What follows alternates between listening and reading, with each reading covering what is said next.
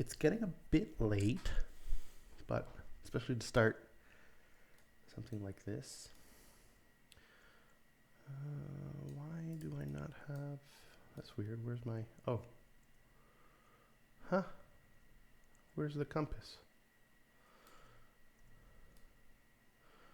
Oh, there it is, okay, weird. Yeah, so what I wanted to do was get the direction of where the, I feel like I could maybe do this with a whiteboard or something.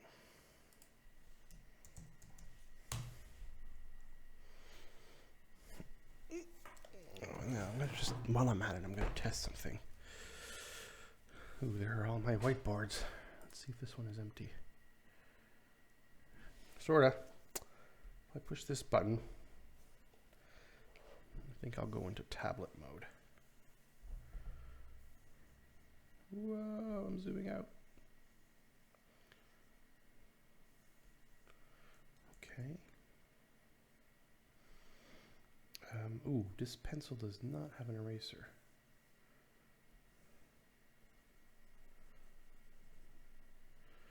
Okay, let me just zoom in.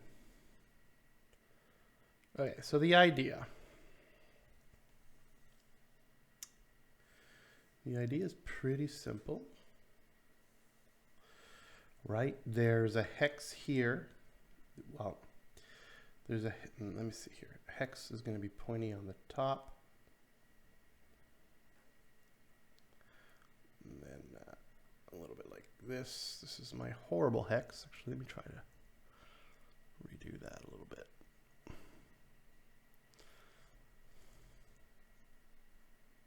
There.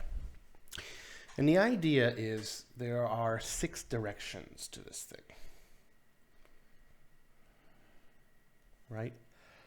1, 2, 3, 4, 5, 6. I want to be able to use the joystick to select which direction is going to be selected next, like what direction I'm going to move into. And that's because the joystick has 360 degrees all around this thing. And whatever the degree is going to be, right? Like I know specifically what degree this is. I know specifically what degree this is, right? There's very simple degree math here when it comes to the center of it. I think it's 60 each, really, at the end of the day. And what I want to do is I want to know where my camera is pointing. So my camera could be pointing straight up north, right? Let me grab another color here. My camera could be pointing straight up north, which is 0 degrees. And if my joystick is pointing, you know, something like at, like, I don't know, we'll say 55.789, you know, 4. Like it knows that right now I'm pointing at 0. And the closest thing, 7, 8, and 5, 5, whatever is, right, to my camera, which is on this one here, it will know to select this one because it's closer. If I'm a little bit more this way, right, I'm a little bit closer to, actually in this case, 55. Anyways, you know what I mean. I'm not going to, the actual math, I need to figure it out. But the idea is that if it's a little bit more closer to this one and it makes more sense, it'll go in this direction. And this is relative to the camera. So if my camera is over, you know, if my camera is over here, right, looking in this direction, and my cursor is also going in this direction, it's the distance is still 0, right? If it's a little bit this way, you know, it will go here. If it's a little bit this way, it will still go here. But that's still the angle it would be now. It would be, you know, like it could be like -1 and +1, over 360, like very little bit. So the idea is I need to do this relative to the camera, where the camera is looking, and where the camera is looking and where the joystick is pointing. And it'll give me one of 6 options to choose, and it'll calculate basically like which one is the closest that I'm kind of pulling to now, pushing the joystick towards. Now, there is something that does this already in like normal sort of like game design systems, and that is a character controller. A third-person character controller, right? Where with your mouse, you have your camera over them, right? And your camera is looking at the back of your character. This is the back of the character. And you're using your mouse, and you're kind of like telling your camera will rotate around the character, right? Because you're moving your mouse. And if you rotate your camera around over in this direction, so it's pointing over in this direction, and you're still pushing forward, well, what happens is usually your character will turn to face whatever direction basically your mouse is pointing or your camera is pointing. And that's because the difference of you saying go forward, it wants to make it go forward in the direction of the camera. And I do believe that is something here to this. There might be a little bit of fudging around and things like that, but I believe that I could probably set up a system like this using an existing tutorial essentially, and then kind of just make it work for what I need to do with it. I think the general functions are kind of the same, and I'll refactor it in a way. So, that being said, let's pull up a tutorial. Now, I found a tutorial. It's probably not the best. Well, actually, his stuff is very good, but I'm going to take a look at one of the old Bracky ones for a third-person character controller. And what I'm going to do is I'm just going to set it up the way he does it. And along the way, at some point, something is going to click in my head on how I could use that for the thing. So what I'm going to do is I'm thinking if I want to set up another scene and not use this scene. I could use this scene. Okay, so let me just sort of scrub super quick. I'll bring it up here because I'm not going to watch this thing. It's too long. He sets up a character here, just like a visual feedback. And what is he doing here? Oh yeah, he uses, yeah, that's cool. This is something new, and I think it's probably something I'm going to want to do eventually, is use these Cinemachine cameras. He sets up a special Cinemachine camera, which is really interesting, because they already have like the collision detection, so it doesn't go through like, which is really interesting for other stuff like later on down the road. I don't need it for this, but here's what he's using. So let's see here. He sets up this character, and then he actually calls it character controller. He makes one called character controller. Where does he set up character controller? Okay, he doesn't set it up anywhere. No. Okay, where's character controller? Where does he get character controller from? Is that an actual Unity thing? Public character controller.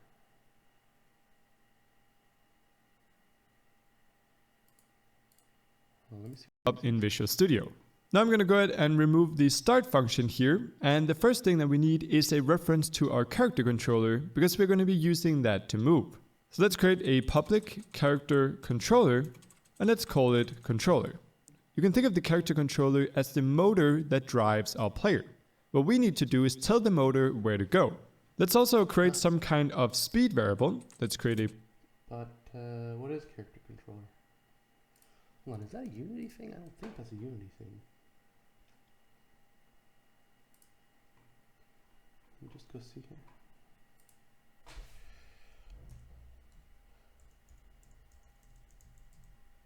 It is a Unity thing. What the hell?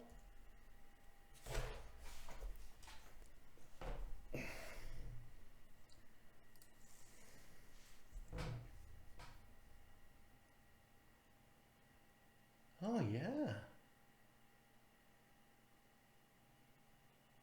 What is this? Okay, velocity, that's when you're moving your character using physics. Is grounded, yeah. Collision flags. Radius, height, interesting. I like collision flags. Supplies the movement of a game object with an attached character controller component.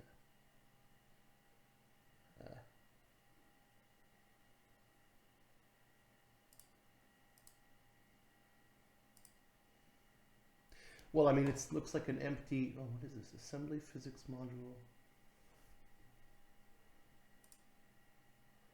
It allows you to easily do movement constrained by collisions. Yeah. Okay, yeah. It's just kind of like what you would do if you were making one. Put together for you. Center of the character capsule, yeah.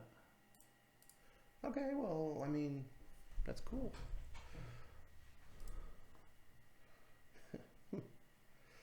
Interesting. This, I'll put it in the camera rig, I guess, but and let me just see something in this again here. He's doing it in something called third person movement.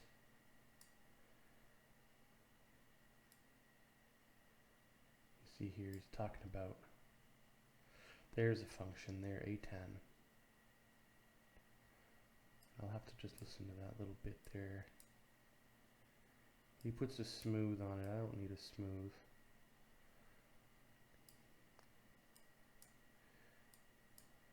Okay. Basically what I'm going to do is I just want to copy all that. Does he have it already? Asset store.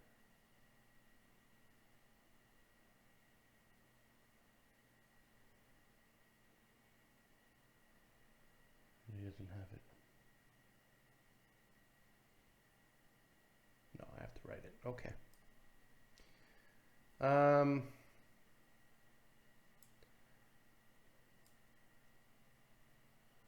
Okay, maybe what I'll do is I'll just put third person movement on there. I'm just going to call it arrow view. I'm going to call it, what am I going to call it? Directional joystick. I'll go make an arrow real quick. Let me see here. Open up Blender. How do I do it with Blender? Yeah, I guess so. Trying to think.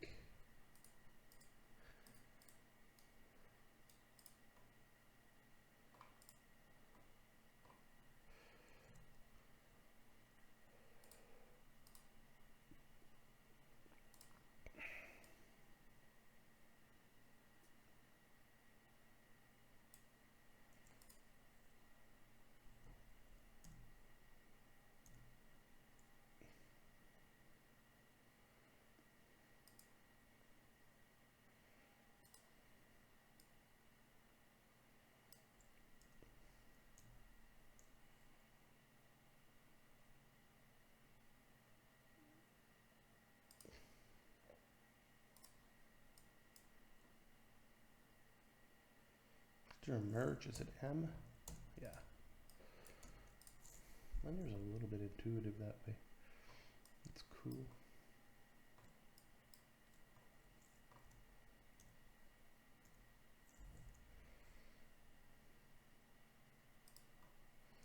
I'm going out. How far am I going out here? Let me see something. 3. So like that.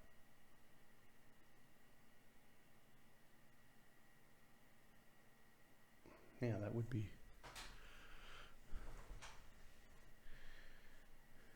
I feel like that feels more balanced. Okay. That's my little arrow. Oh yeah, I kind of went down on there a little bit, didn't I? What I could do is I could just flatten the whole darn thing. Or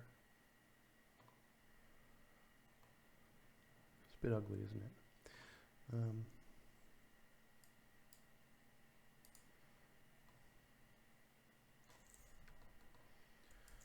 Yeah. Let me just fix this. Maybe there's an easy way to just kind of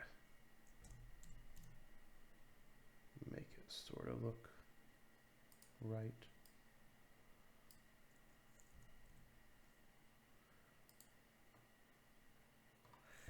I'm not sure if I grabbed this side as well or not. Yeah, it's not too bad. Okay, let me, you can still kind of see it. There's a way to make that even, but I don't know. Because I'm not a modeler. All right, let's use this. That'll be fine. And I'll be able to use that as kind of like a little arrow to see. Generally. Maybe I can make it a little longer. Like this. I could do grab Y. We'll put a 2 in. Grab Y. Go 2.5 maybe. So the idea is I can kind of get an idea where the arrow is pointing. Right? When I'm moving it around. The pivot point is perfect, right in the middle. So all I'm going to do is I'm just going to export selection. Export into, let's export that as an FBX. And we're going to go ahead and put that directly into the project. So where is that project? I'm trying to remember now.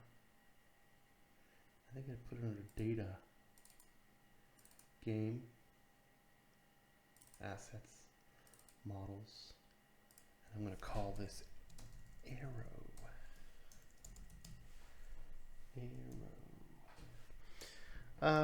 Just a selected mesh is fine. Nothing else. Just the mesh. Z forward. I think that's right. Y is up, yeah. No animation. Let's export that and see. When I go into Unity now, right here, I should have, where is it? Models, arrow. It's having a bit of a moment.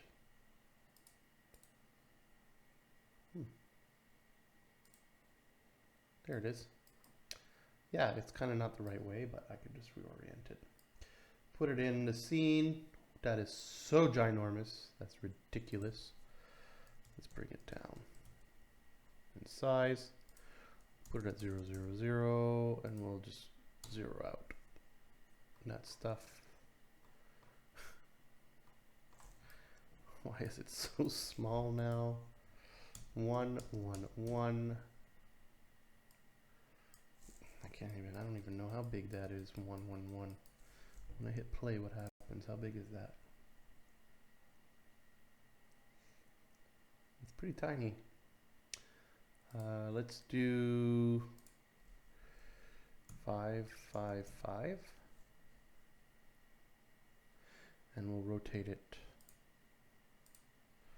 don't want it there. I want to rotate it 90 in some random direction. And I just want to see what general size that is, right?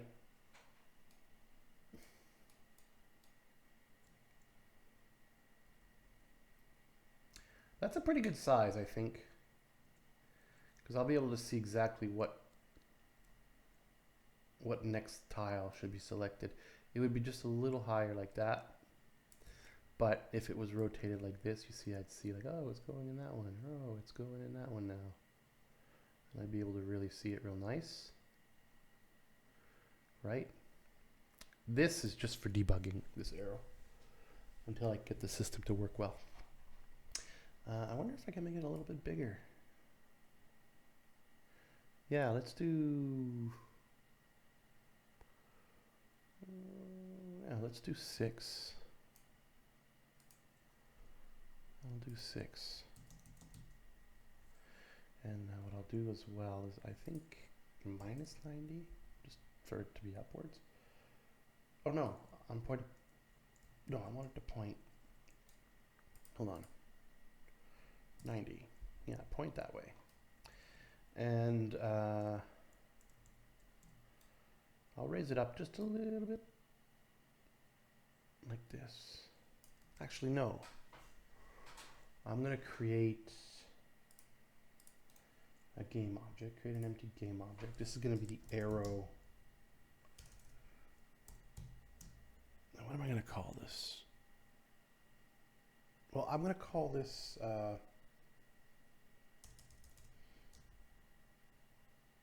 joystick direction debugger. Yeah, okay. And then in here, that should be at 0, 0, 0. Good. In here, I'm going to put another empty, and that's going to be the arrow parent. That's what I'm going to do. It's also at 0, and then the arrow itself is going to be under the arrow parent. This is good. Yes. The arrow parent is going to be up a little bit like this. I'll bring the arrow parent up, and let's take a look at what that looks like when it's playing. Good. Yeah. Yeah, that should work well.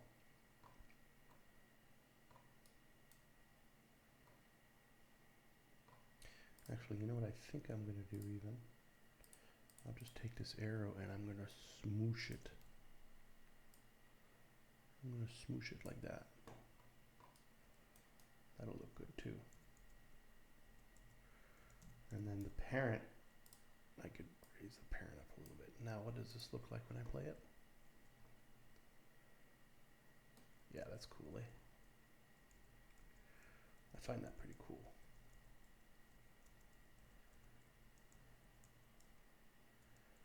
Yeah, that's pretty cool. Okay. Okie dokie. It's a bit hard to see because of the character viewer. Maybe turn it off when I'm testing this stuff, but so that's going to be my character. Now, that's what he was building. He was building a little character. Mine will be an arrow. Up in Visual Studio. Now I'm going to go ahead and remove the start function here. And the first thing that we need is a reference to our character controller because we're going to be using that to move. So let's create a Yeah, I'll do it, but I don't think I need a character controller. But I'm going to follow this all the way up until something clicks in my head. And then I'll scrap everything I don't need. So let's go ahead and open up this bit here. Now this is the camera rig.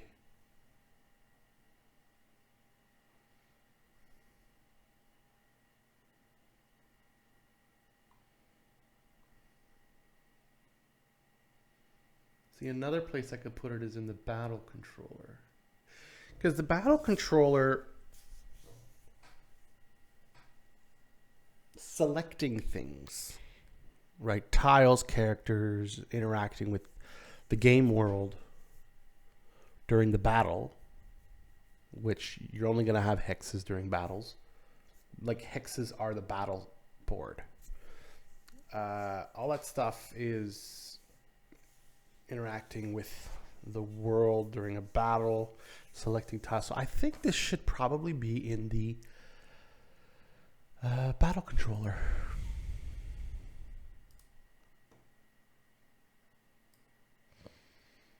Now the battle controller is a mono behavior.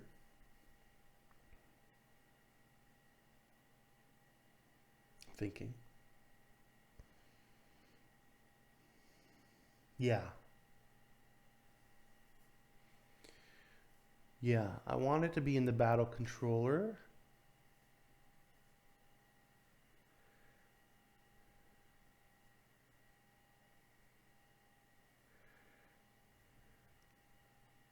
Yeah.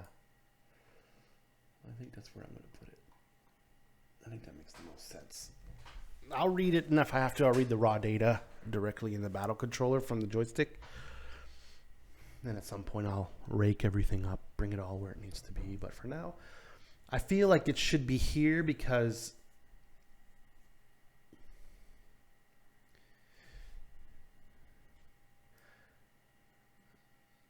I feel like I'd be able to...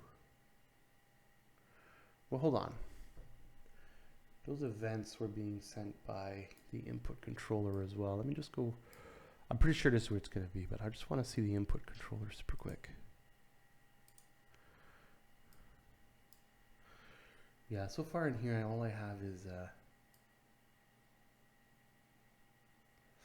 oh, yeah. Well, all I have is buttons. But what I also have is the repeater. Meaning...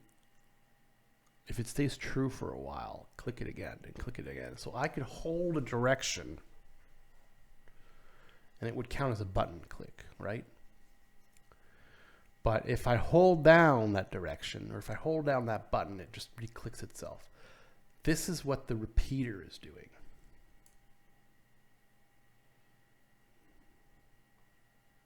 Which is very useful.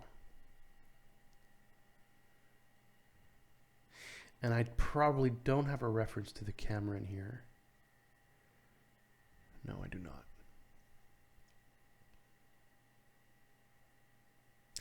But what I could do is I could still create an event.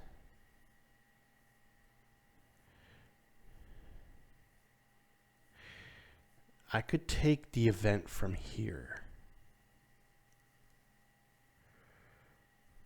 I'll call it a...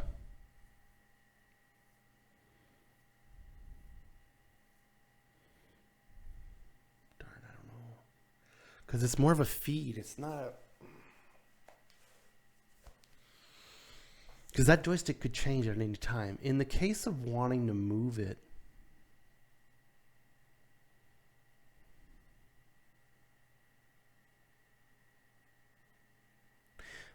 but I wouldn't be listening to that in that way. I can create multiple events with that. Right? There's a move event. I can call it a D-pad move event. I could change that name, and then I can call it a joystick move event. On joystick move event is what I would call it. And then I would listen to that event.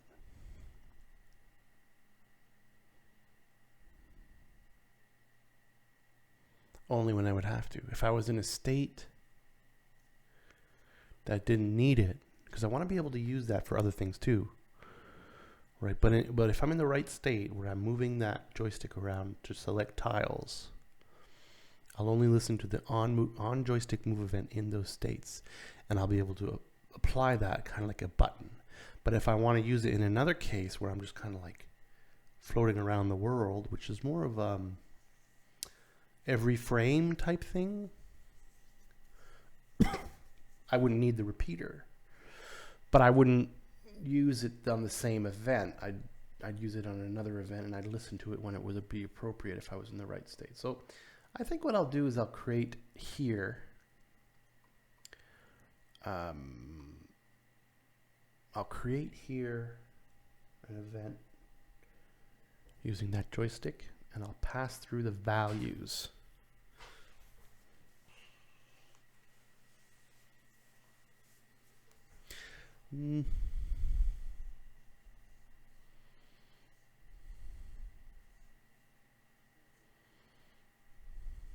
Or do I want it in real time? So I could see that arrow fly, like I could move that arrow around wherever.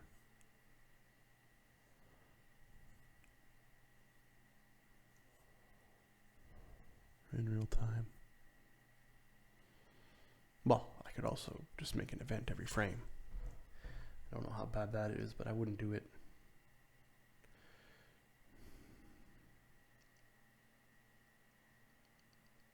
Yeah. I'll do it this way. With the possibility of creating a repeater. So, what am I listening to? 1. I want to make sure that my here is correct. So it's not D-pad, it's not, oh, hey, this is what it is. It's Xbox movement X and Xbox movement Y is what I called it. Okay.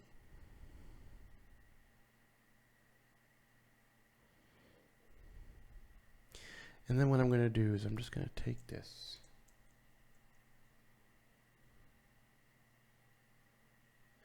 And then I'm just going to go ahead and go into here.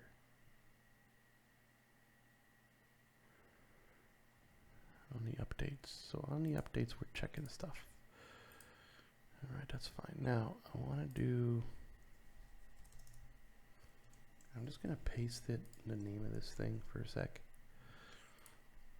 And now I already know,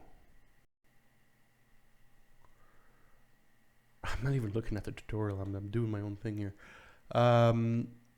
Because I know I need to read this.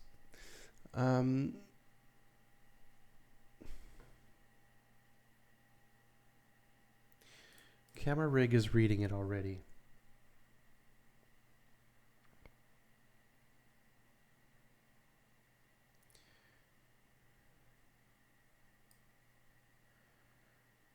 Xbox movement. Oh, that's camera movement, right. That's actually not what I want to be using. I'm going to go back into the here. So it's not movement X actually. It's oh, I have it set to zoom and rotate. Fourth axis. There was another. Oh, I think I just called it. Oh yeah, it's just called horizontal and vertical. Here's horizontal. Now where the hell is vertical? Here. Joystick axis X. Joystick axis Y. Pretty straightforward. Horizontal. Right, we're going to listen to horizontal here. And,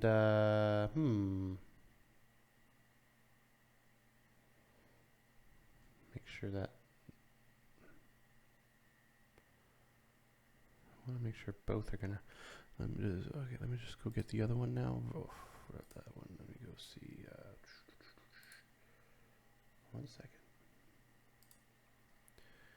Vertical. There we go. Okay. I'm just gonna put that there for now, and then I'll grab this one. We'll just see if I need to like put these together somehow. But for now, I have them separated.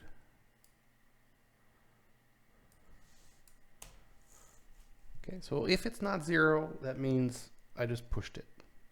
And if I pushed it, that means I want to do an event. And what I want to do is an event. Let me just see how they're constructing this here. XY, update XY, and that's going to horizontal, vertical.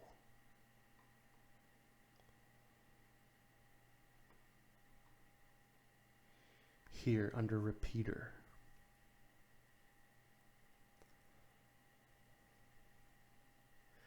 and it returns a value of int.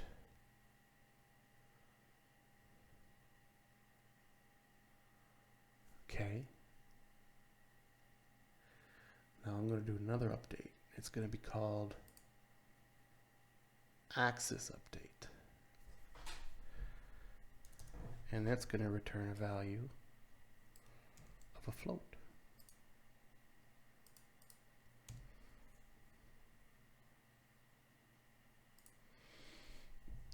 I could call it not axis, but float update, maybe.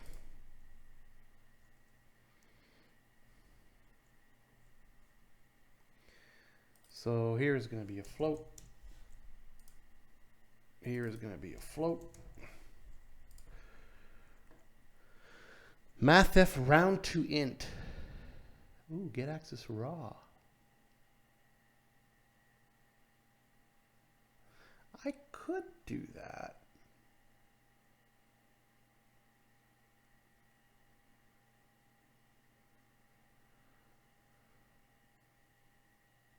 Yeah. Because it doesn't, I'm not going to be like selecting a tile like delicately in any way. It's going to be, you're selecting this. I was going to do any value over 0 would count as a move, but even if it's 1, it doesn't matter. It's still, okay. So we're getting it. And we're going to just make it round to int. Get axis raw. Okay, if value is not 0, if time next, yeah, this is the repeater thing, and it returns a value every frame. Now, where's the time hold?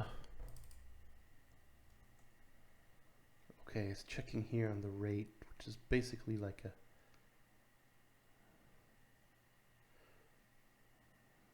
what's the rate? Oh, here. Divided by threshold. So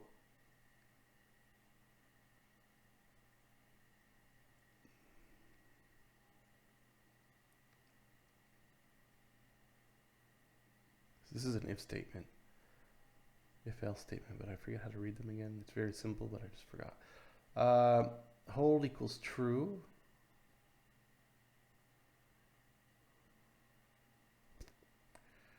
Hold equals false. Next equals 0. If time is bigger than 0.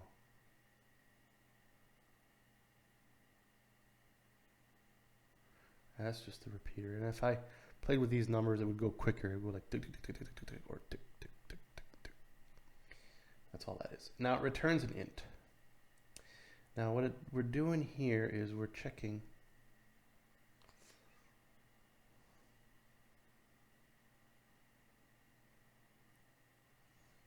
what is this checking? Buttons. But what about this one?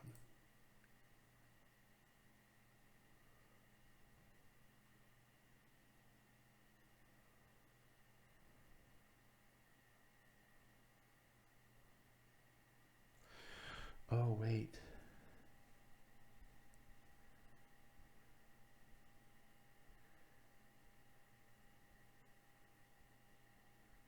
No, I don't want it to send 0 or 1 in the update.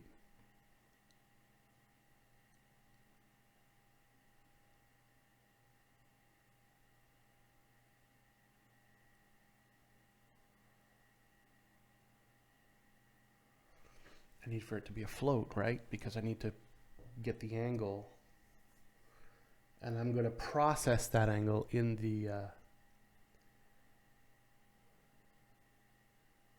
battle controller, because the battle controller also has access to the camera, which I need to know.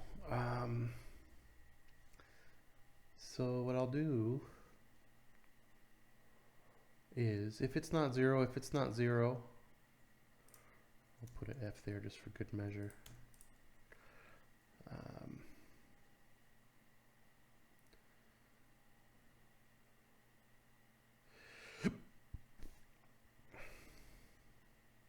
If X is not 0 or Y is not 0,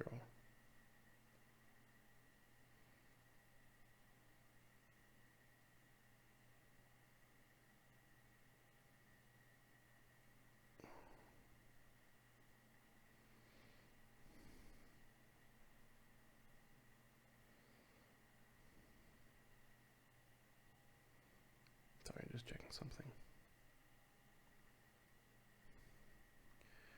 Where are we checking these buttons? Horizontal. Oh, here. No? Oh.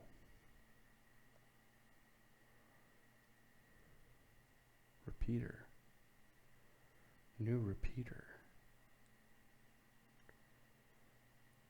String access name. Oh, yeah, okay. Interesting. So it reads access like this. Right. Okay, that's kind of cool. But I still don't need that. Get access.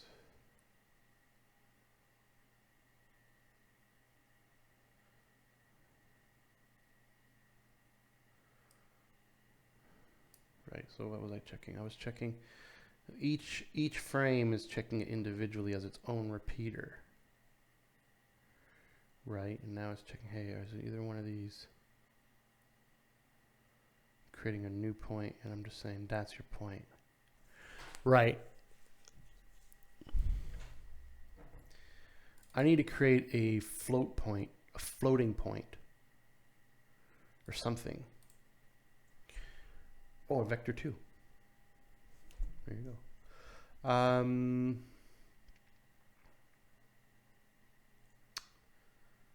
Yeah, okay, good. So we'll do the same thing as this here. It's going to be input get access does not equal beep, beep, or input get access vertical does not equal 0. I don't need this one here. And then what I'm going to do is I'm going to say I'm going to create a joystick move event.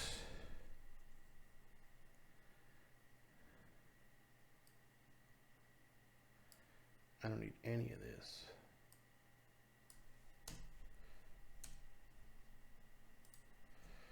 It's going to be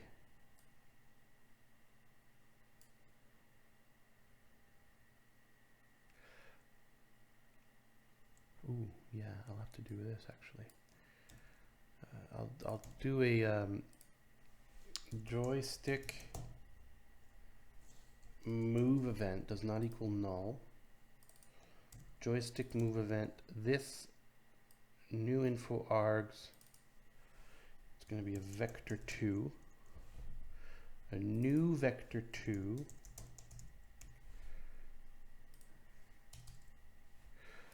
and what I want to do is I want to put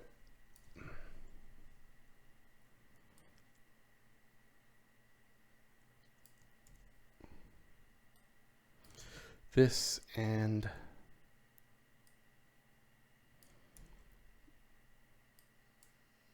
this.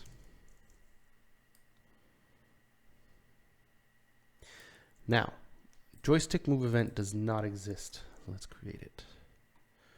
So what we want to do is we want to do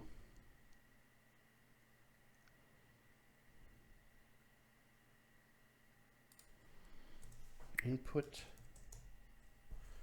controller dot joystick move event plus equal on joystick move event.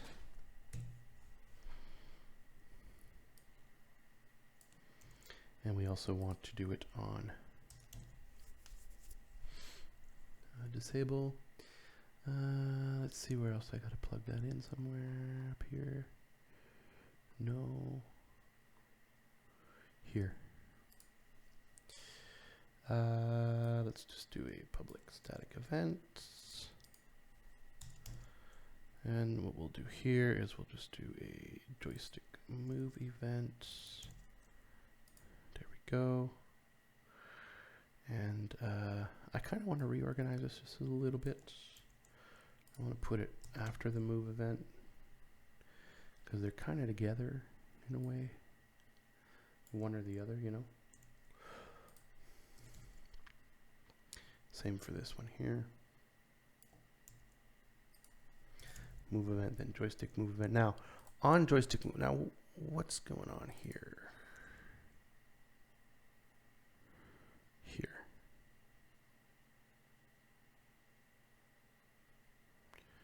Okay, well, let's just do this. Let's just do this. Like this, and what we'll do, we'll just go up on joystick move event. There we go. Save all that. I still have an error here. Why?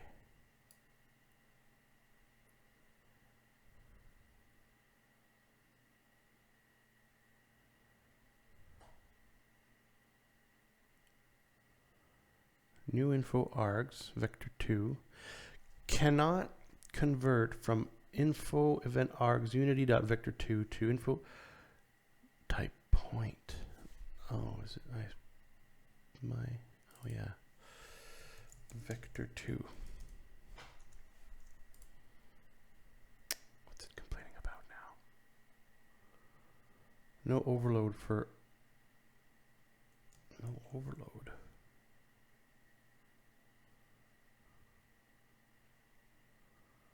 No, I don't want there to be. Why would there be? Does there?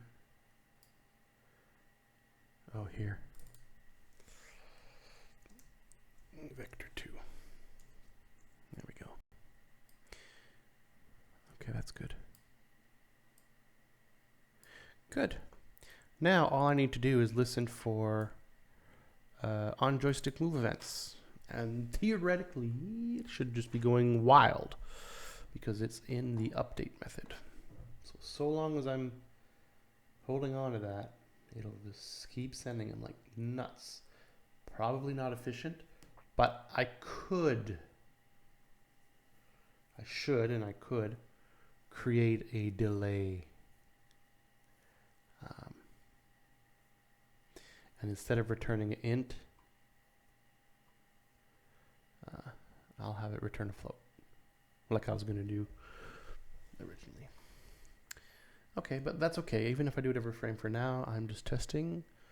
So that's good. Let's go to the battle controller.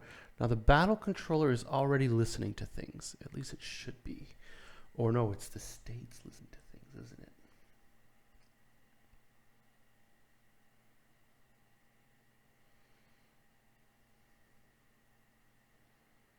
Okay, well no, I have the events hooked here. So I'll hook the event in here.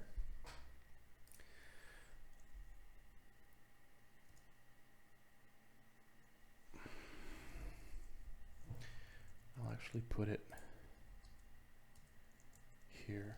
Input controller dot joystick move event plus equals on joystick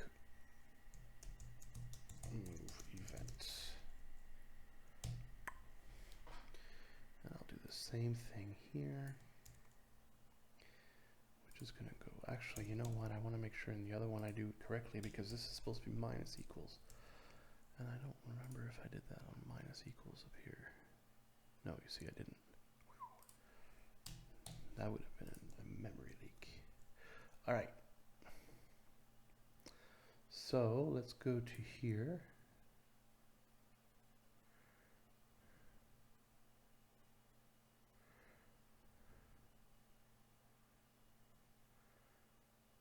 Now,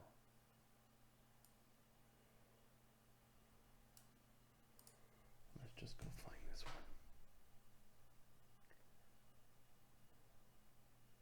Cool. Where am I? I'm right around here. Protected virtual void. On click notifications and things, okay. On joystick move event. This is a vector 2. Good. State machine currency as input handler. If handler does not equal null. Handler on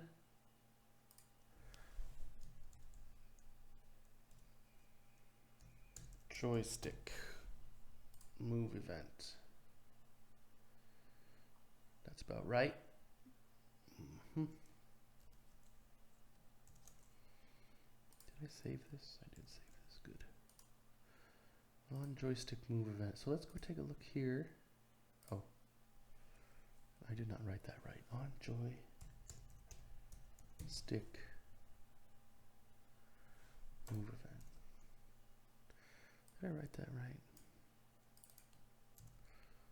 Just make sure I did. Okay. Now I need to. Yeah. Okay. iClickable handler on input handler. Yes. Now, do I have a different kind of handler? I have a clickable. I have an input handler. What else? iInitiate board handler. iMovement complete handler. So yeah, so it's an input handler. So what I'll do is I'll do it as a void like this on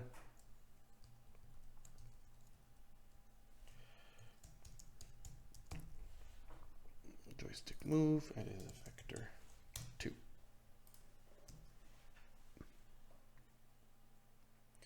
Why are there red bits now? Do I have to implement them? Fuck, I do, don't I? Damn it. Okay. Well, I'll just do... Because I'm using it here, I just don't have the on joystick move. See, on move event is here. On fire event is there. I need to put on joystick move event. Public void on joystick move event move event, and then the object sender, then the info args vector 2 e. There we go. Basically do nothing because I just need to put you there like that, and you need it here too probably. And this one here on movement. There we go. And then there's another red one here in the move sequence. On enter, on move event. There we go. Okie dokie, those are all implemented. Very good. Now, we're getting into the interesting part. Because, check this out. When I go into the select move, which is the first state. No. Tiles and range, that's not the first state. Where's the first state? Move cursor. Check this out. Debug.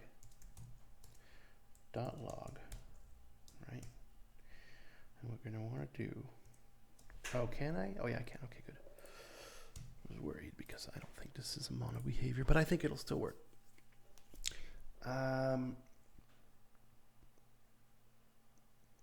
Just trying to remember here. E.info. No, not true. I don't need to put the E.info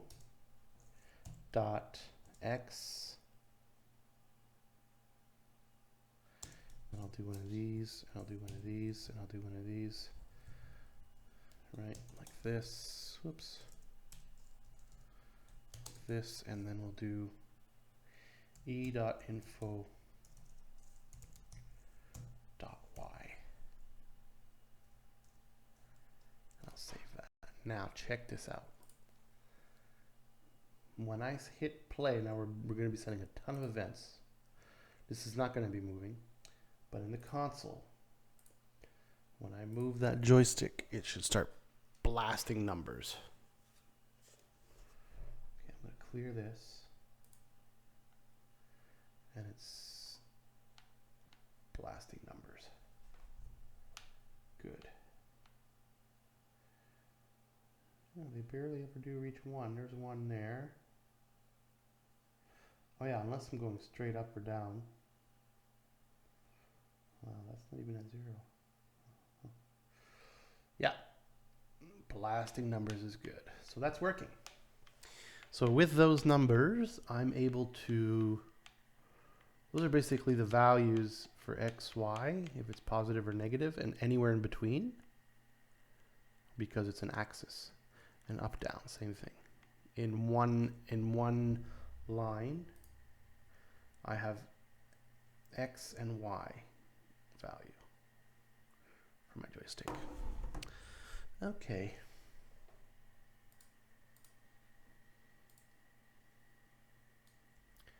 So, what the hell do I do with that? Well, I think now, let me think. I think we're going to look at the character controller now. Just thinking. I think so. Let's take a look.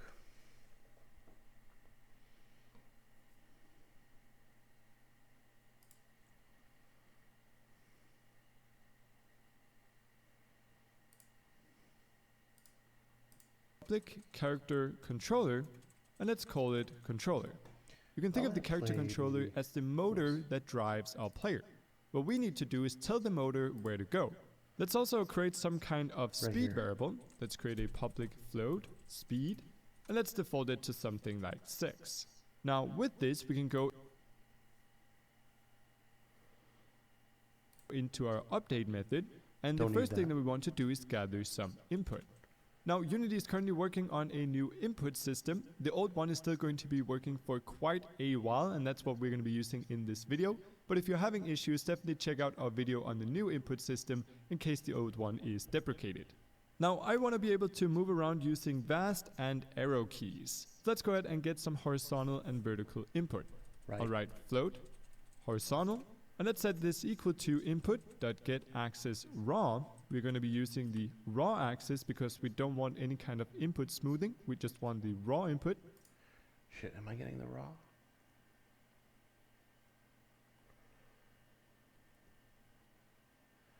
I better be getting the raw.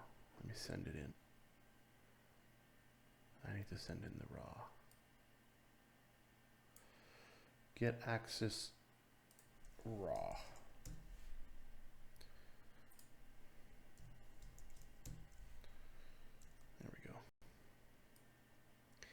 I agree, that's better. And let's input in here the horizontal axis. So I'm already doing the same that here. thing with vertical. Again, input.getAxisRaw, and we'll input vertical. Yeah. So as always, the horizontal axis is going to go between -1 and 1. It's going to be a -1 if you press the A key or the left arrow key, and +1 if you press D or right arrow. And the same thing for vertical, but with the W and S keys or up and down arrows instead. We then go ahead and create a vector 3 here, which is going to store our direction. And we can set this equal to a new vector 3, where we first input our horizontal. We then input 0 for the y-axis, and then the vertical. And okay, this is interesting. Can I do that here? Or do I need to create it outside of this? Vector 3 direction equals new vector 3, and it's going to be e.info.x 0 and then e.info.y.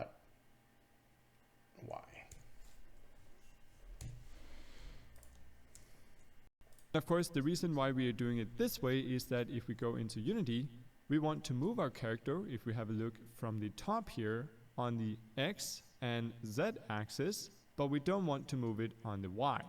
And just to make sure that if we hold down 2 keys and go diagonally that we don't move faster, let's go ahead and normalize this. Then why did you do that? Diagonally that we don't move faster, let's go ahead and normalize this. Didn't understand. We don't want to move it on the Y.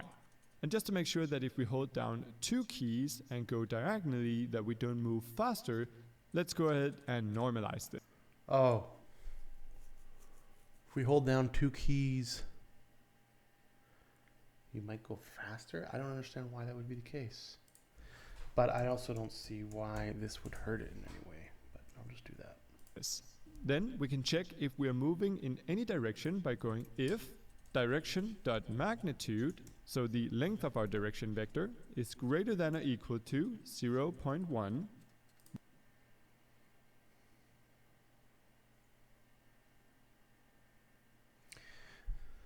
So that's interesting because that's probably how hard I'm pushing in that direction. So it would give me the possibility of having a dead zone. So if I'm only touching it a little bit, less than 10%, it won't, you know. But if I'm pushing it more than 10%, then it registers. Which I think is kind of important because now you could set a dead zone in the other thing there, but I'll put it here anyways. Returns the length of this vector.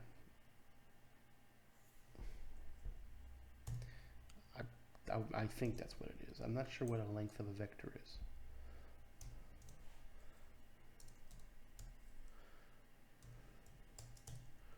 But that's okay. Well, in that case, we're getting some input to move. And we can actually go ahead and move our character by simply going controller.move. Here we'll input the direction. We'll multiply with speed and multiply with time.delta time in order to make it frame rate in. Yeah, so this is what I want to do here. I'm not going to move it. And what he's doing here is he's going to controller, which is the character controller. Funny, here's your character controller. I'm going to write it so I know where I am in the code, but I don't think I'm going to need this. Controller dot move. Gosh.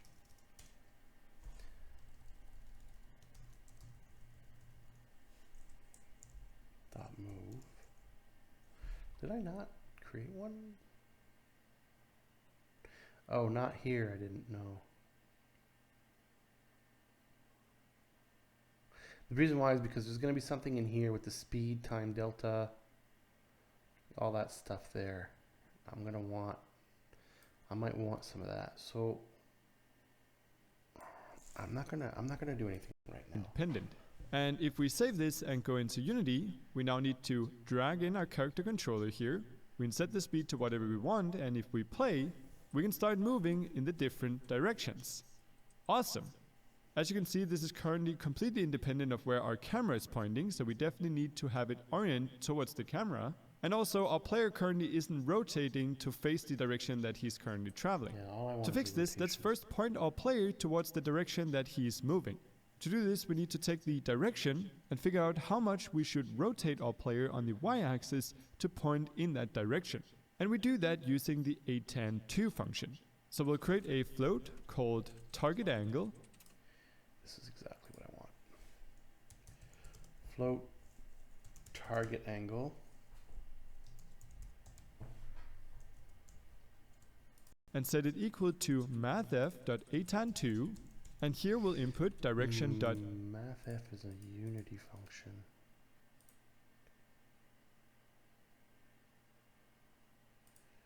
Am I running Unity as part of it? Huh. atan2. X, comma direction dot y. Okay.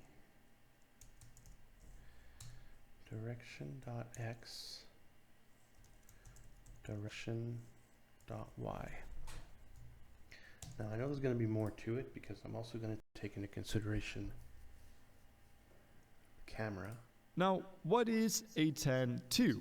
Well, atan2 is a mathematical function that returns the angle between the x-axis and a vector starting at 0 and terminating at x, y. Now that might sound pretty complicated, but in reality it's actually fairly simple if we just visualize it. So here's a coordinate system. This represents our scene, seen from above, with our player in the center.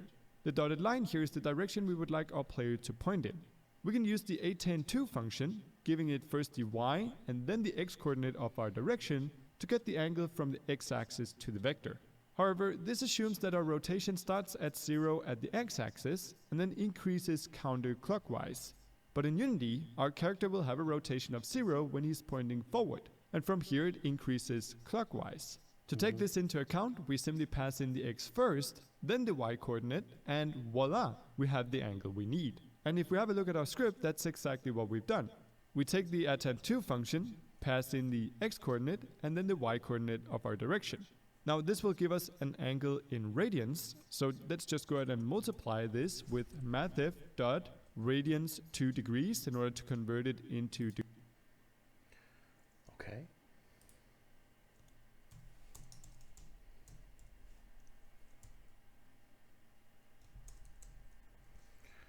Rad 2 degrees. Okay, good. degrees, and now we have the angle that we want to use. So let's set our rotation by going transform.rotation equal to quaternion.euler, and this allows us to input 3 numbers, the rotation around our x, y, and z. So that's Okay.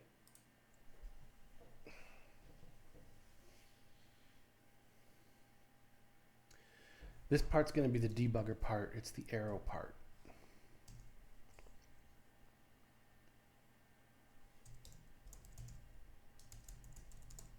But I'm not sure. I'll have to put the arrow in.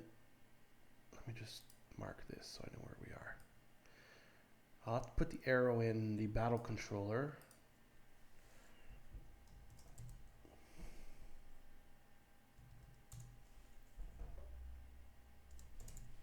Actually, I'll just do transform. And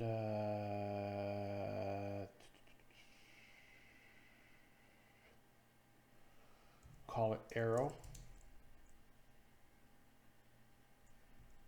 That's it. I'll make it public.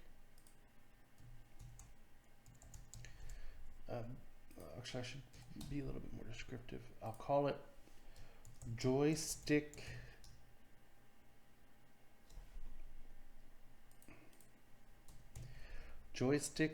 arrow direction debugger. I'm going to take that and I'll bring it back down here.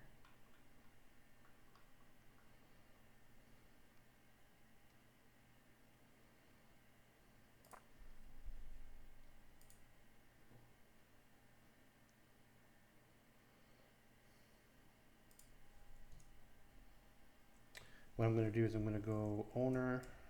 I think that's the owner. Dot arrow, joystick arrow, yeah. Which is a transform, so that's going to be rotation. Okay, transform rotation equals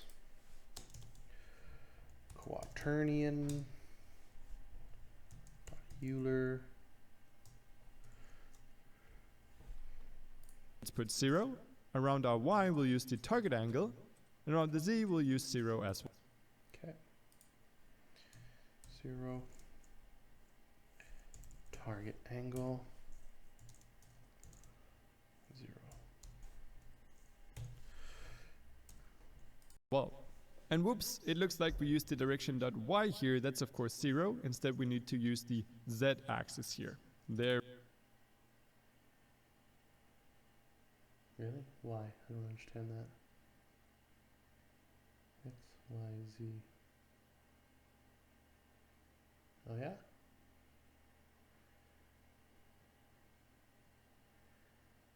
X, Y, Z. Oh yeah, you're right. Okay, I see what you did. All right, cool. There we go. And right away, we see that our player rotates to face the... Good, that should work already. I need to close this. Camera's not in account yet still. I'll go in the inspector, clear this to see if there's no bugs. What I want to do is I want to go into game, battle controller, tile selection indicator, no. Joystick arrow direction debugger. Yes. I'm going to put this on here. Now I'm going to hit play and see everything explode.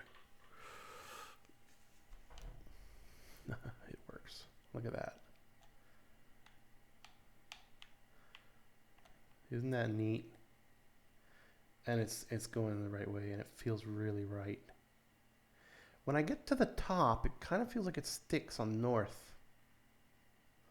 Oh, it sticks on east. It sticks on south. Funny, eh? But it works. So basically,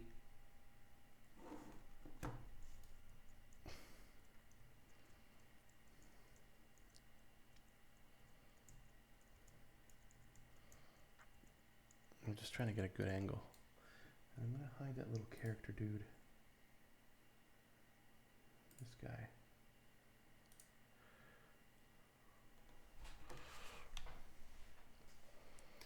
Yeah, that works really nice.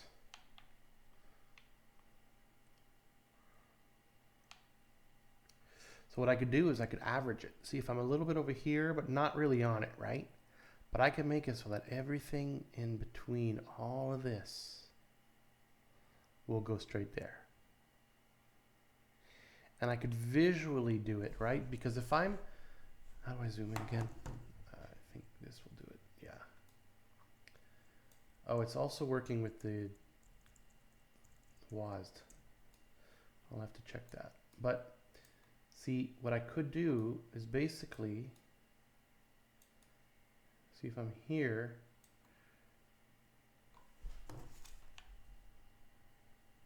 it's not taking this into account, is it? No, it's not. See, I'm pushing up and it's still going up. So it's not taking the camera into account yet.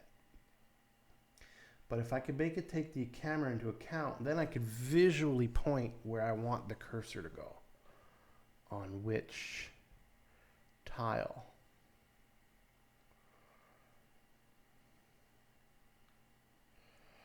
Which is super cool. And I want to get rid of this little sticky, there's a little bit of stickiness on the directly north, south, east, and west. So funny, eh? That there's a stickiness there.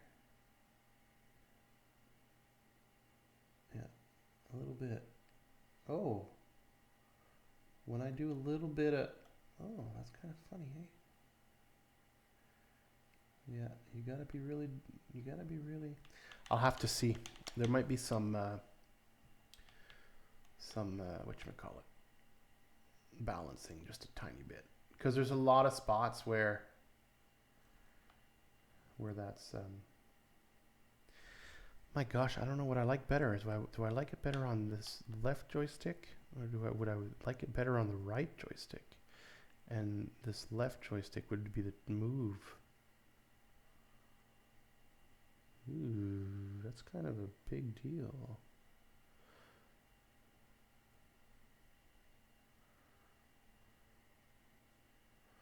Anyways, I'll leave it like that for now, and that's, again, one of those things that with time. So that's working. That's super cool. Good.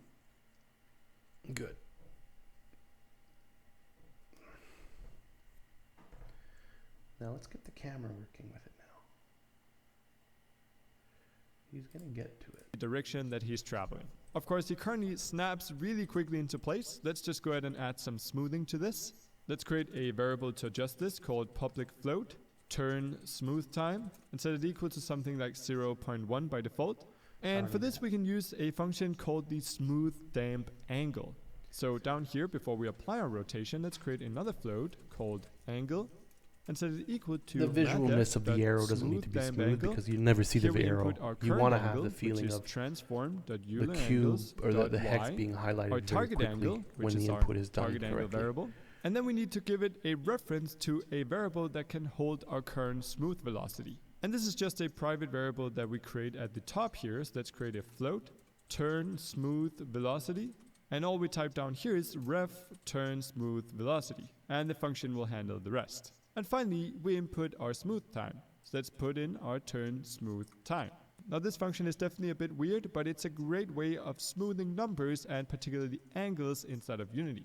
So if we now put in our angle here instead of our target angle, we should see that when we move around, our player will smoothly like turn from one side to the other. Awesome. Of course, we still need to have the player travel in the direction that our camera is facing. So to do that, we go into our script, and at the top here, we need a reference to our camera. Let's create a public transform. Let's call it cam. And now when we go ahead and calculate our target angle here, let's simply add on to that cam.eulerangles.y. Is that it?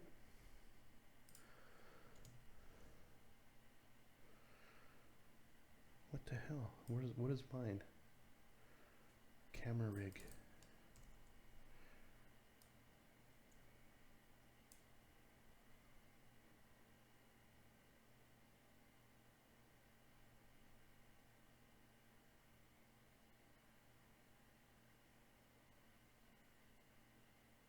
I don't know if it's camera rig or not. There might be a child game object that I need to use. Plus, what does he say? Camera rig dot Euler.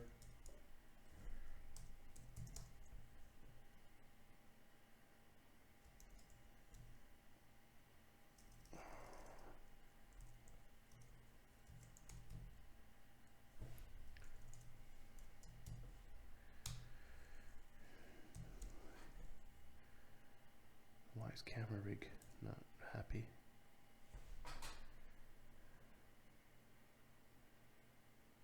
Oh, owner. Okay, there. I don't think it's camera rig though. Let me see something in the engine. Here.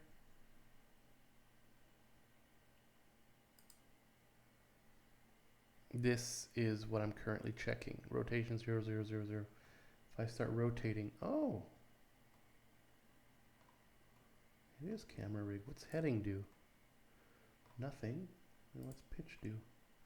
Oh, okay, so it is camera rig. Why? Excellent. That should work then. Actually, that should work already.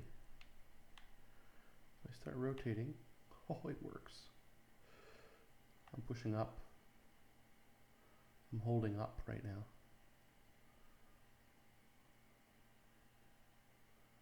Isn't that something else? Oh, wow. That's going to feel so good. I could visually... Now, there's something wrong when I let go. It flicks around. But I could visually ask it to go directly where I'm pointing. And if I could zoom in a little bit to get a better... Right? Ooh. See, look at that. I'm holding right now. I'm just holding right and I'm rotating. And the arrow just keeps pointing towards the right. I'm going to start pointing up. And it just stays up. If I let go and I keep rotating, it'll just hold the position. But if I push left, left, right. If I go now left, right, it does it based off of the camera, which is super cool.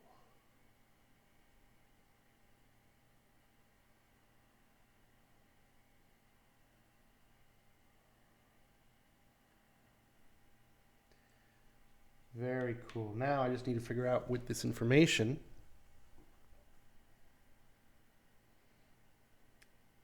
see, with this information now, I need to check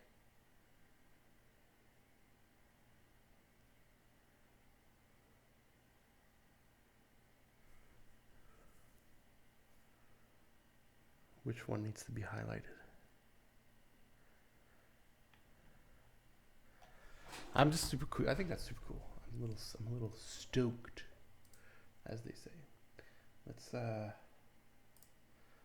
check here. Good. Now this here on joystick move event, I'm probably going to want to do a function, because this on joystick move event is in multiple states right now. And I don't want to rewrite all this. I just want to make a function I could point to. And it'll spit out the data and it'll get processed and do what it needs to do with it. But cool. Let's go finish up that video just to see if there's nothing else that's kind of neat. That's really all we need to do. We simply need to add the rotation of the camera on the y-axis on top of our angle. And this is of course going to have our player point the right way, but we still need to make sure that we also move in that direction. So instead of just using the direction here, let's go ahead and create a new vector3 called move direction. And let's set that equal to quaternion.euler 0 target angle, comma 0. And this is where a bit of knowledge of quaternions and vector math come in handy, because in order to turn this from a rotation into a direction, we can simply multiply our quaternion with vector3 dot forward. And that's not going to work because they're using like a game space that's open, and mine works in coordinates. Like the hexes are coordinates. They're not game space data. Like how can I explain it? World space, like that kind of thing. It's not the same. So that's not going to do it. But move direction.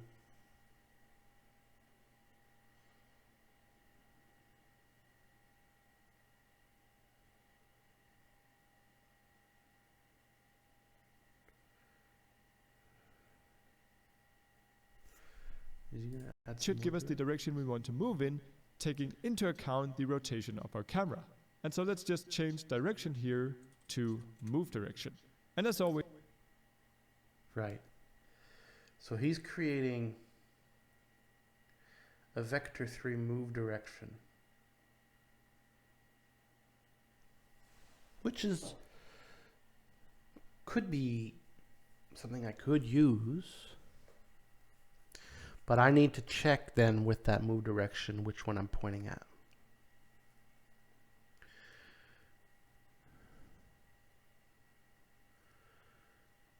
I'm not sure what I would need to do for that.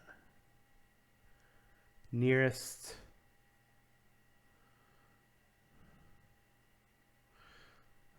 I could what is the he uses a Euler target vector3 forward.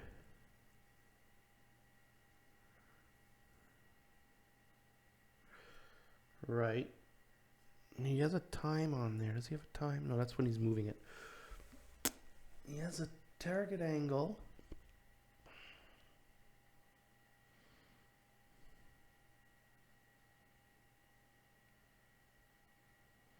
He's I think what he's doing is he's taking the angle and he's multiplying it by vector3 forward. But that's just in order for him to get the output of that is a vector3, and whatever that vector3 is going to be a vector3 forward. It's changing its forward direction, essentially, in a way. Thinking out loud here. And what he does is he just has him move to that. But is there a way for me to be able to detect, using a move direction, which of the 6 coordinates are the closest? I might not need a vector3. I might just be able to do it with an angle, because I was already doing it with the camera.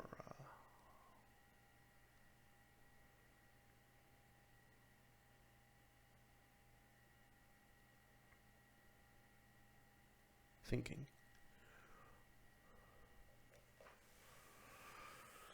I did not have the angle split up correctly. Whoops. Let me close this stuff. But if I did, I probably could. Thinking. See, the camera rig has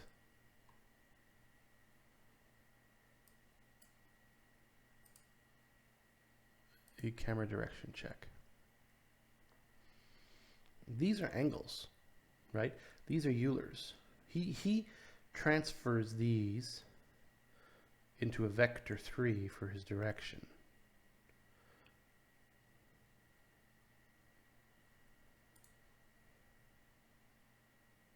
For his move direction. But if I do quaternion.Euler target angle, that's all I need to know. And if that target angle is bigger than or smaller than, it falls into northwest, east, or south, like these things.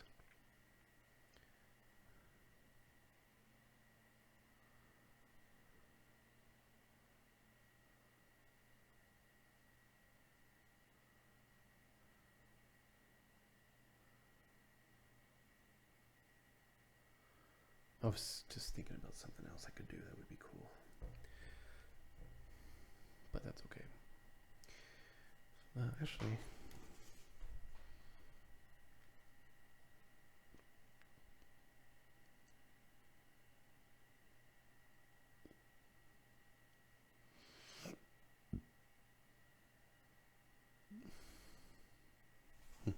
getting some ideas. But yeah, this could do it. But I need to northeast. There would be no east. Southeast, there would be no south. There would be no north. Because if we look at the, see, there's east, northeast, east, southeast, and then southwest, west, and then northwest. Now, normally, I think in hexes they number these 1, 2, 3, 4, 5, 6, and not necessarily northeast and all those things.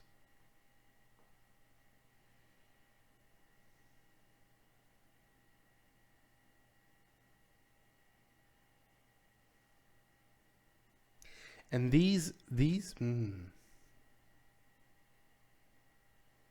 that'll be a problem for another day. But you see, if I start wanting to do some warped, which I don't, but who knows? If I want to start doing warped or multiple different grids that are kind of rotated differently, these angles take into account that they're always pointing in the same world space direction. These numbers.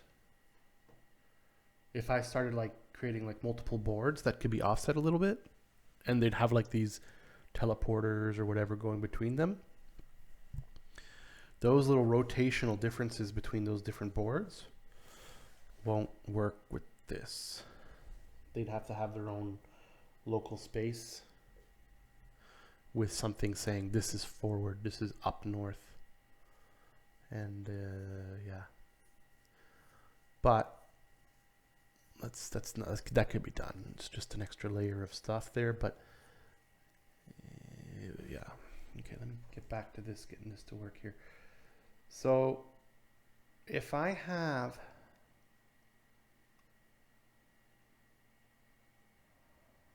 this would work. I feel like there'd be like an easier way though. Like if I said to this cube, like if this cube carried a list of all of its neighbors, right? And those neighbors would have a point, right? And then when I would rotate around, the current position of my rotation would check against all of those points and say you're pointing closest right now to this one.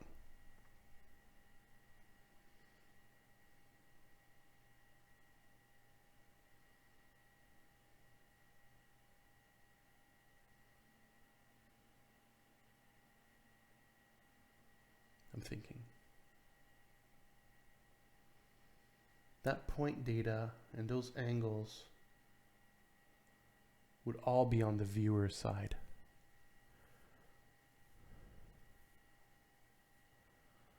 I'm thinking. I want the data not to be on the viewer side. But the viewer is also the way that you interact with the game. So some of that data might have to be on the viewer side just to be able to interact with the game. I think so. I think that would be the way to do it.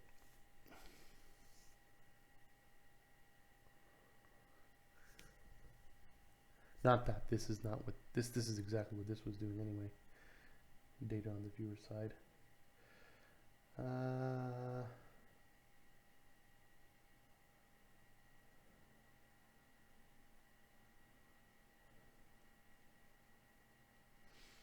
want to do a Google search. I could do it with the angle thing. I know I can. But I don't feel like it's the best. I'd rather be able to know what angle is closest. I'll write that. Maybe it'll pull something up. How to lerp to nearest 90 angle. So it's checking nearest 90 here.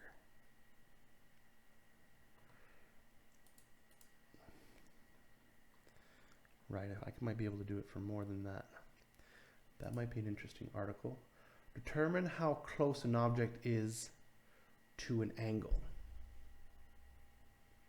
Angle to target. This is the angle between an enemy game object and a target game.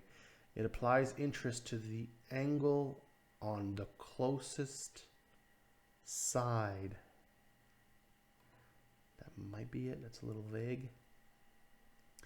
Vector 3 angle only returns the closest. Angle only returns the closest angle. Angle always says 45 degrees, whether the slope was uphill or downhill or landing. Angle to closest object or pixel near player. Angle to closest object. So I thought the best solution would be to find the closest object and get the angle towards it, and then give the player an extra force. Whatever the hell. How can I find the closest flat area to the main character? Recasting. The closest point between... Okay, let's just read these two here and see what's going on. I have my player rotating when it jumps.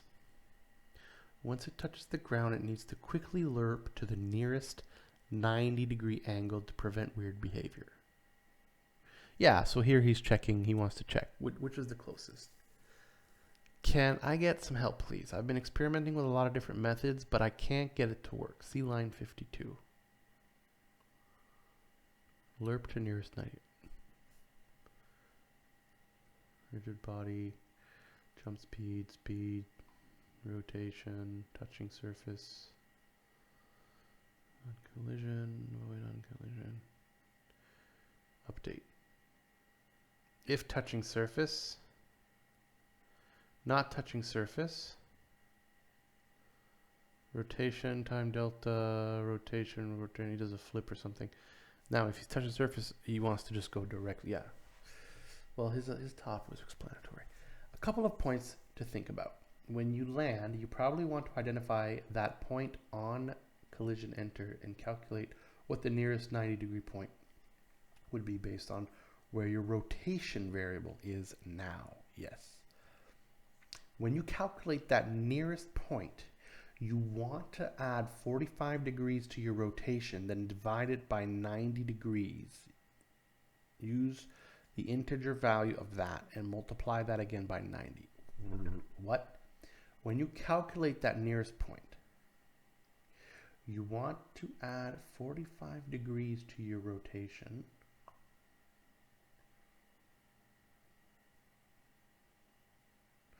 And divide it by 90 degrees.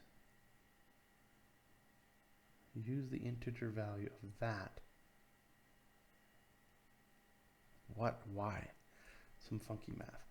Now you got to decide what to do. If you just instantly snap the rotation to that angle, it may look funny. This means you have to think about how long it should take to align to that new 90-degree snap. The easiest way to try that last part is to make a coroutine that iterates, whatever, it's a lerp. During the running of that coroutine, you may or may not want to lock out further jumping. Okay, so just block it for his purpose. With that last bit in mind, remember, if a box hits a 45-degree lowest point and you rotate it so one side aligns with the ground, the liner will no longer be in contact with the ground. That didn't say a damn thing. All right. That was the original guy trying to understand what he said. What he said made no sense. He's not sure what a coroutine is. But I tried to get something, okay.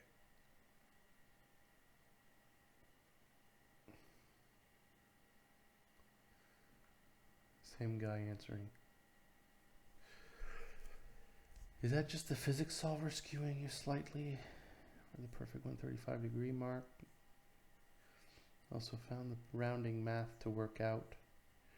You need to assign rotation plus 45 divided by 90 to the integer variable using a cast, and only after the multiply it by 90 degrees.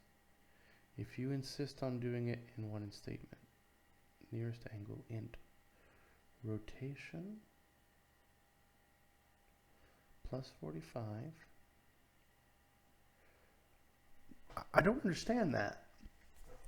Is that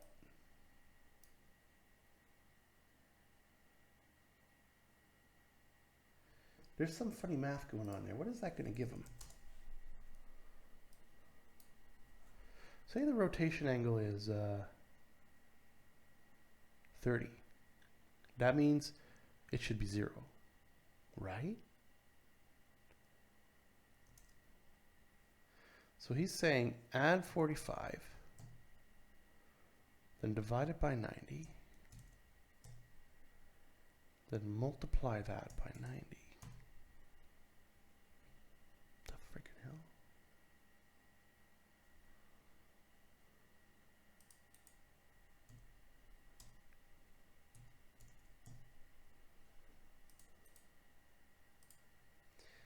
Can I do this in those calculators? Because maybe my order of operation is not right. Nope, can't do that. What if I do a scientific calculator? Nope. Can't do that either.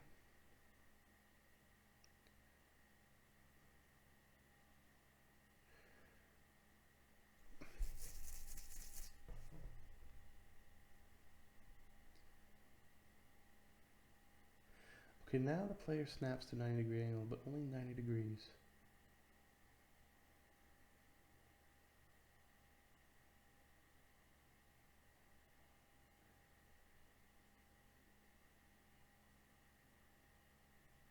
Yeah, exactly. Please, this guy, I hope he has a good one. Yes, he does. He found it. What is this? I always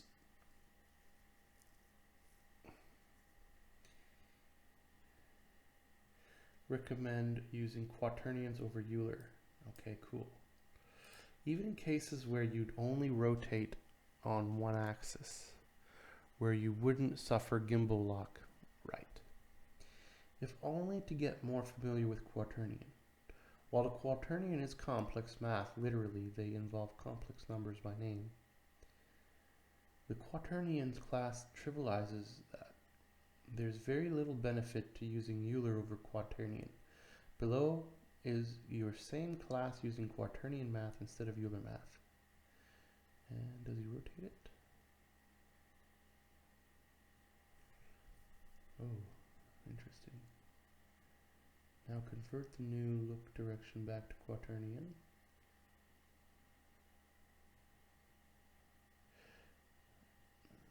Touching surface true. Convert the current rotation into a look direction and constrain the direction to one of the cardinal directions. Multiply a quaternion by a vector 3 is a special operator available in quaternion class to get a direction relative to the rotation. Here we get the direction the y-axis, hence vector up, is pointing at. Vector 3 current look equals transform.rotation times vector 3 up. If you can use transform.up. Or you can use transform.up. Okay. Flatten direction to one world axis. If math abs current look x math equals 0, else. Current look equals current look dot normalized. Okay, now convert the new look to back to quaternion. So target rotation equals quaternion look rotation vector 3 forward. Okay, so target rotation. Here, else. Else, transform dot rotation equals quaternion, rotate towards. Transform dot rotation. Interesting. Target rotation. Rotation delta. This is probably a quaternion function, like a lerp, to smooth it to this target over time. The code is using quaternion math, but it doesn't look that complicated, does it? If the target angle was something other than a multiple of 90, then we would have to resort to modulo Euler angles, or perform some trigonometry. But with 90 degrees, we could do it purely with quaternion. Interesting. Modulo. I've used that before somewhere.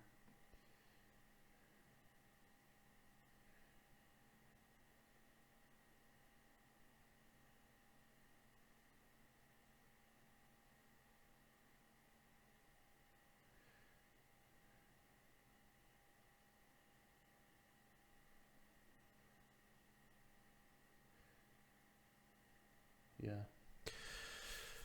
Yeah.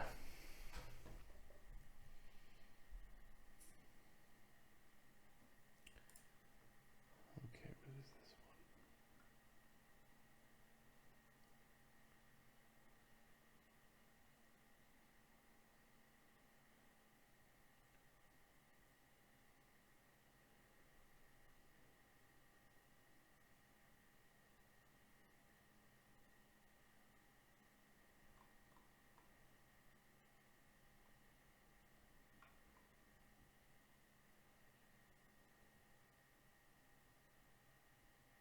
Ooh, interesting. Angle to target.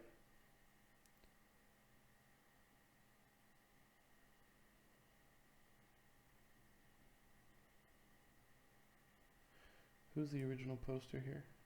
Solitary. Ooh, interesting. How does it all calculate? How does all, I'm going to zoom in here. How does all the context map angles relate to the player? If they represent an angle to a different target, they probably have to be recalculated to the one of interest, like the player. If the context map contains some kind of global direction, numeric compare them to your player global direction. If that's the plan, one way to normalize the unsigned difference, maybe something like this. The angle actually, what is he was saying this? Oh, him. The angle actually relates to the enemy AI. I convert the angle to a direction vector using vector math and steer the enemy in that direction. So, okay, your code, it flips to the left and right diagonals. What the friggin' hell? You should put in debugs. Ooh, I think I'm getting a little tired. Yeah, I think I am. But you know, this is still really cool. Let me hide that little dude again there. It's going to pop up. Him. Just hide him. And we'll zoom in a little. Ooh. Look at that. That works nicely.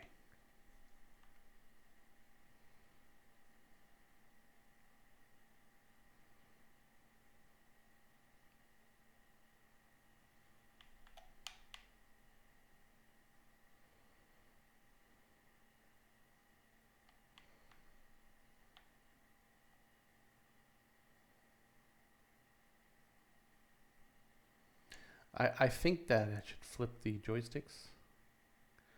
I think this one would feel better. Maybe not. It's very hard to tell. No, maybe. Yeah, I think. Yeah, I don't know.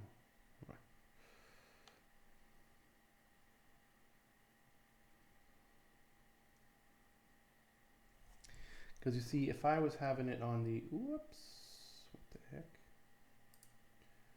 If I was having it on the camera rig, right, and I go back here.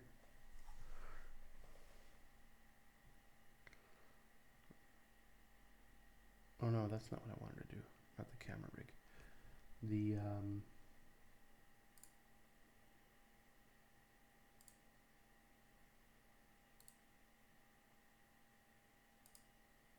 arrow parent, this one. Let's see if I, whoops. I'll go back to north, right, and I'll push up. You can see that on the Y, right, so up here, the Y is pretty much at 0. And I can go all the way around. Ooh, it goes into this negative. Quaternion doesn't do that, I don't think, though. But yeah. You know, it would be not bad. See how it snaps there like this?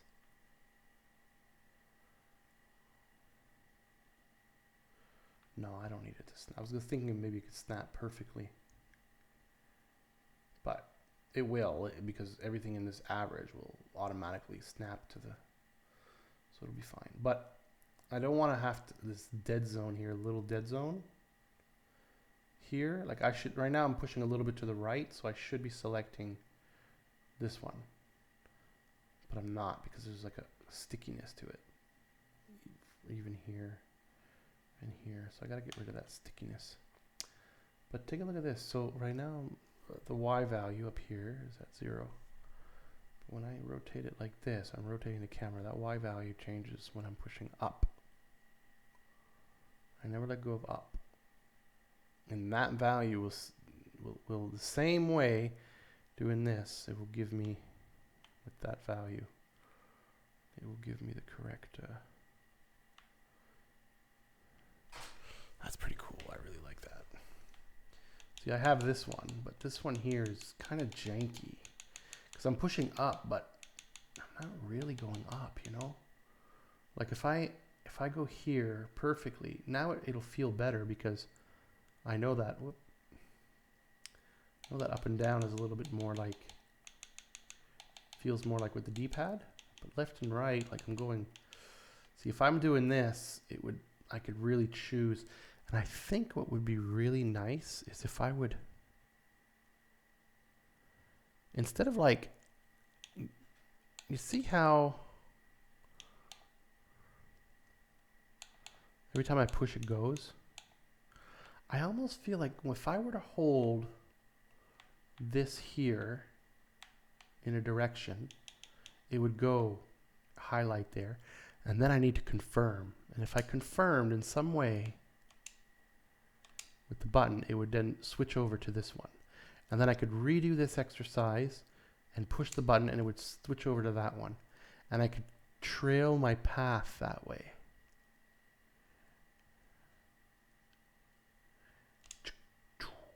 And then,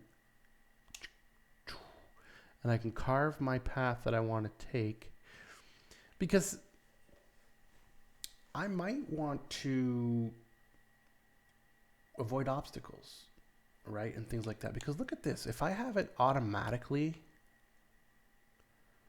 like if I click it now, I can move around, right? See how it's automatically carving my path for me? Like it's choosing that here is where it turns. And then I go down. But I'm down at 3-2. But let's say I wanted it to go to 1-2 and then move over to the right to 3-2. But it chooses to go to 3. Now I could give it like waypoints and say, hey, I'm going to come down here. Then I'm going to click. And then I'm going to move over to here. And it will take that waypoint path. That's also interesting. And it might be, it would be less tedious. Because if I were to do this thing, click, click, click, click, click, click, click, click, click, click, each and every time, you know, that would get really annoying. The whole, how many times are you moving in a game? Right? Like a lot.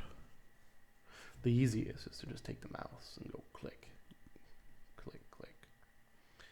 If I had to do that each and every time, but it could be a different travel mode. I could set it up where in your options you could choose if I had them both working.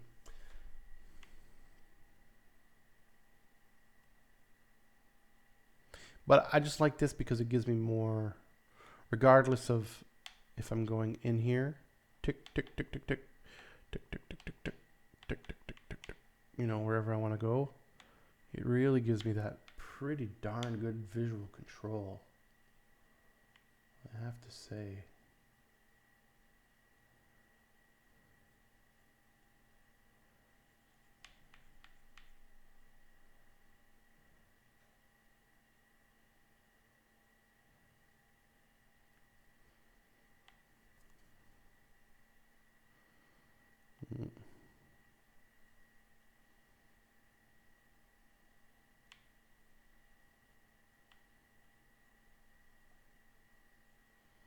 Yeah, it feels really, really nice. Like, I can get exactly what I want.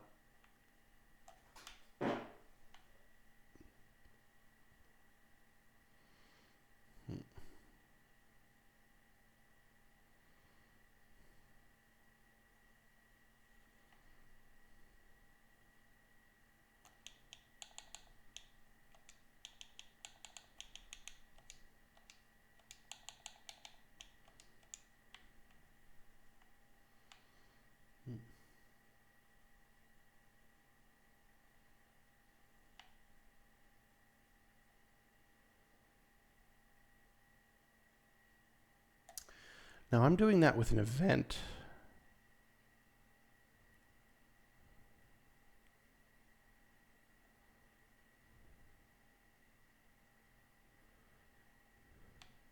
And what I don't like is pushing constantly on a joystick. Like if I had to push it, push it, push it, push it, push it, push it, push it, like I would get really annoyed by that.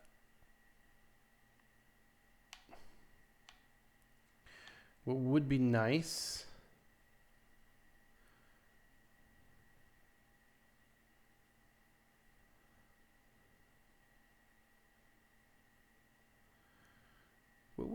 is if I just held it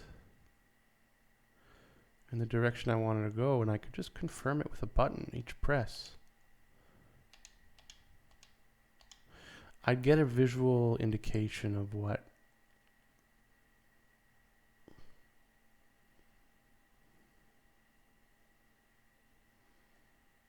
And this would be for joystick play, right? Because mouse play would be just click, click and click, or click.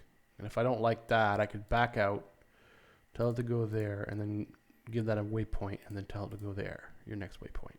So it'll go tuk tuk, and then tuk tuk tuk, if I want to avoid something here. Right?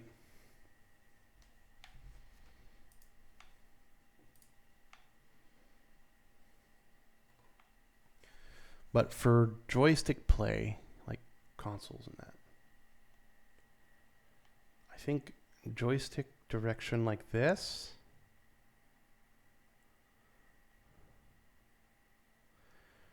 Right, with a half highlighted, just to confirm like this is sort of where you're gonna go. Click, click, click, click. Whoops. Oh yeah, when I go into this state, I can't turn it no more because I didn't implement that. But I would just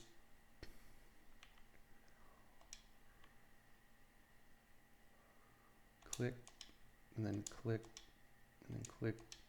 Just push the button and draw the path. And I would just have to hold. And each time I move and I work my way into those, the camera would follow.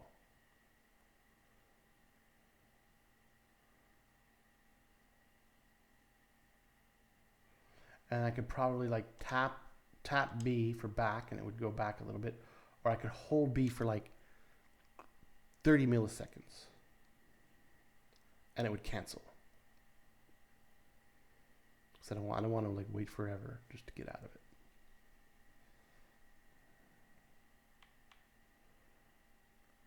That would be pretty cool.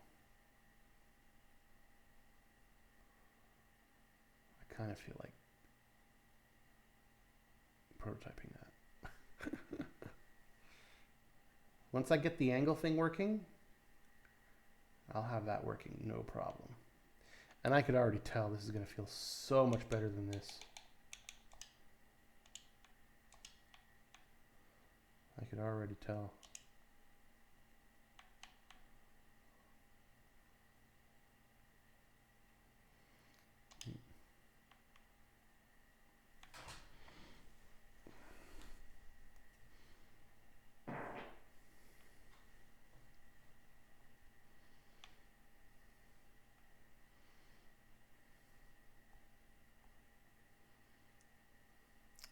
I'm going to need to be able to...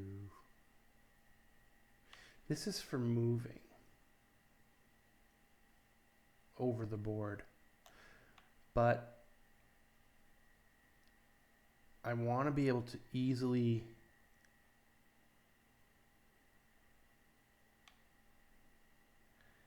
I think... Yeah, I kind of think that this is when I have him selected, I should be able to do this. When I'm selected, I should be able to rotate and choose. When I selected move in his, actions, when I select move, I should be able to see this. Otherwise, the joystick to move this thing around like this, I could move it. I could use it for other things. When I'm looking around, I want to be able to zoom in and out, that's for sure. On the joystick. I could be looking around. I want to be able to look at the map, get a sense of it. Right? Maybe calculate distances and stuff. So I got to think of that. This arrow thingy though, because I can't do this and look around the map and go all the way like this. Using this arrow thingy, it would be too much of a pain. It wouldn't be too bad if I was deliberately choosing where that character's gonna go for a walking. Ooh, I'm really farty. But yeah, I don't think stuff to consider. Anyway, it's really cool. I'm gonna submit this. File save. File, new project. Let's see here. I'm gonna go ahead and local changes. Input manager, controller, camera rig, battle controller. Got the scene, arrow FBX. Yeah. Stage the whole thing. We're gonna do a arrow debugger direction based on arrow. What am I gonna call this?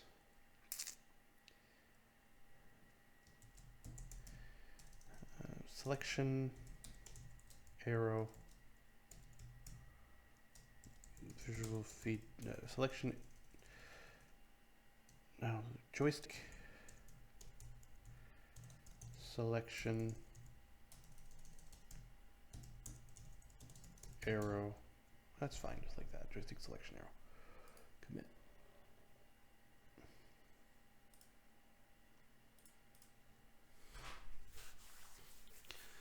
Cool. I like it.